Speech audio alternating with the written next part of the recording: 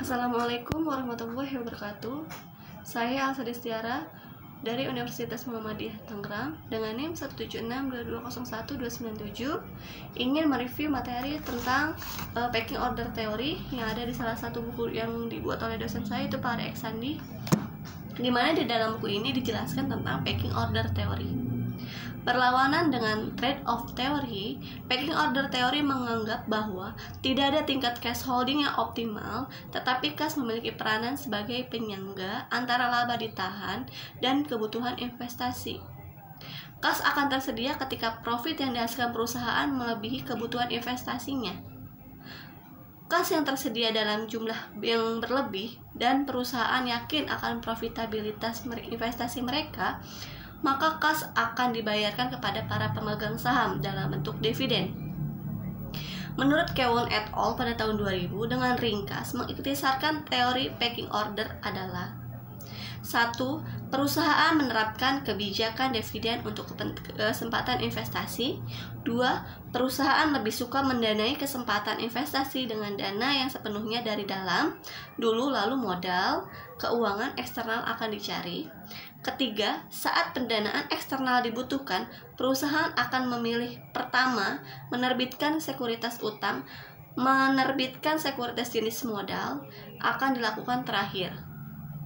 Yang keempat, untuk mengantisipasi kekurangan persediaan kas karena adanya kebijakan dividen yang konstan dan fluktuasi ini dari tingkat keuntungan serta kesempatan investasi, maka perusahaan akan mengambil portofolio investasi yang lancar tersedia. Packing order teori mengemukakan adanya urutan sumber dana dalam pembuatan keputusan pendanaan suatu perusahaan. Teori ini membuat perusahaan tidak mempunyai target kas yang optimal, sehingga perusahaan cenderung menyimpan sisa cadangan kasnya dari hasil kegiatan operasionalnya.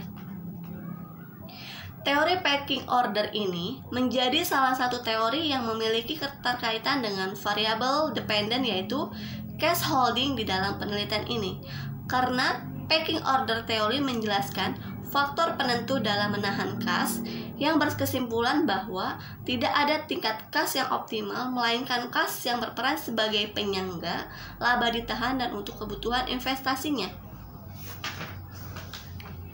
Selain dilihat dari salah satu variabel dependent, yaitu cash holding, teori packing order juga memiliki keterkaitan pada tingkat cash holding flow, yaitu tingkat cash flow yang tinggi memiliki kas yang jumlah besar. Hal ini karena perusahaan lebih menyukai pendanaan internal dibandingkan dengan pendanaan eksternal. Perusahaan yang mengalami peningkatan cash flow cenderung untuk menahan pendapatan mereka, mengumpulkan kas yang nantinya dapat mereka gunakan untuk mendanai investasi atau dimanfaatkan ketika terjadi financial distress. Variable dependent capital expenditure juga memiliki keterkaitan dengan teori packing order. Menurut teori packing order, ada hubungan negatif antara capital expenditure dan kepentingan kas karena capital expenditure dianggap sebagai arus kas keluar.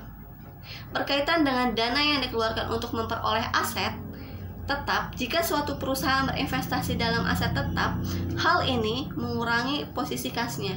Perusahaan dengan capital expenditure yang semakin rendah, maka kapasitas hutang suatu perusahaan juga akan semakin rendah, sehingga perusahaan akan memiliki jumlah uang tunai yang lebih besar.